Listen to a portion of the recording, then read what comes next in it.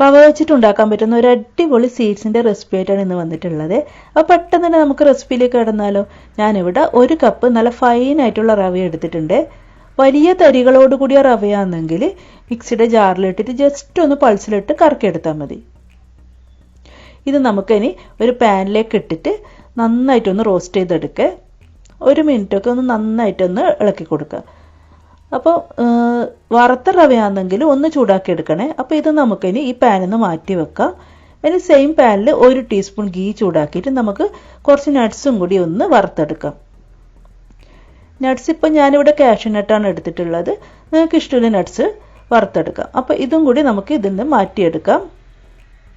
ഇനി സെയിം ഗീയിൽ തന്നെ നമ്മൾ വറുത്ത് മാറ്റി വെച്ച റവയില്ലേ അതിട്ട് കൊടുക്കാം. ഈ ഒരു ടൈമിൽ ഗീ കൂടുതൽ വേണമെന്നുണ്ടെങ്കിൽ ഗീ കൂടുതൽ ചേർത്ത് കൊടുക്കുക. ഒരു 2-3 ടേബിൾ സ്പൂണൊക്കെ ചേർത്ത് കൊടുക്കാം.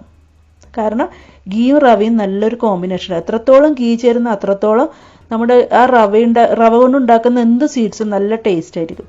അപ്പോൾ ഇത് റവ ഇവിടെ റെഡി ആയിട്ടുണ്ട്. ഇതിലേക്ക് ഇനി നമുക്ക് 2 കപ്പ് പാല് ചേർത്ത് കൊടുക്കാം. നിങ്ങൾക്ക് പാല് തേങ്ങാപ്പാൽ വേണമെങ്കിലും എടുക്കുക. അപ്പോൾ ഈ 2 കപ്പ് പാല് ചേർത്ത് കൊടുത്തിട്ട് നന്നായിട്ടൊന്ന് ഇളക്കി കൊടുക്കുക. ഈ പാലിൽ കിടന്നിട്ട് ഈ റവ നന്നായിട്ടൊന്ന് കുക്കാവണം. അതുകൊണ്ട് ഇടയ്ക്കിടയെ ഒന്ന് ഇളക്കി കൊടുത്ത് നന്നായിട്ടൊന്ന് വറ്റിച്ചെടുക്കണം. ഈ ഒരു ടൈമിൽ ഒരു പിഞ്ച് ഉപ്പും കൂടി ചേർത്ത് കൊടുക്കേ. അപ്പോൾ നമുക്കിത് നന്നായിട്ടൊന്ന് ഇളക്കി കൊടുത്ത് നല്ലതുപോലെ ഒന്ന് ഡ്രൈ ആക്കി എടുക്കാം. അപ്പോൾ കണ്ടില്ലേ, നമ്മുടെ പാലൊക്കെ നന്നായിട്ട് വറ്റി വന്നിട്ടുണ്ട്.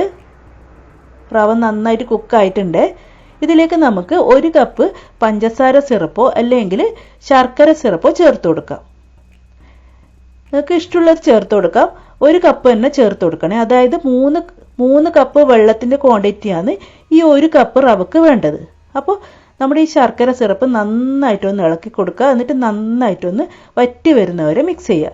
ഇതിലേക്ക് കുറച്ച് ഏലക്കായ്പ്പൊടി, ഏകദേശം ഒരു 1/4 ടീസ്പൂൺ ഏലക്കായ്പ്പൊടിയും പിന്നെ ഒരു 3 ടേബിൾ സ്പൂൺ ഡെസിക്കേറ്റഡ് കോക്കനട്ടും കൂടി ചേർത്ത് കൊടുത്തിട്ട് നന്നായിട്ടൊന്ന് മിക്സ് ചെയ്യുക.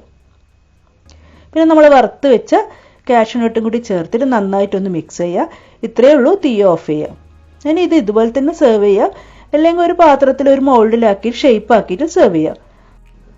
അപ്പോൾ ചൂടോട് കൂടിയോ തണുപ്പിച്ചോ നിങ്ങൾക്ക് ഇഷ്ടമുള്ള ഷേപ്പിലാക്കിയിട്ട് സെർവ് ചെയ്യാം. വീഡിയോ ഇഷ്ടമായിട്ടുണ്ടെങ്കിൽ ലൈക്ക്, ഷെയർ, കമൻറ്റ്, സബ്സ്ക്രൈബ് ഒക്കെ ഒന്ന് ചെയ്യാം. Thank you.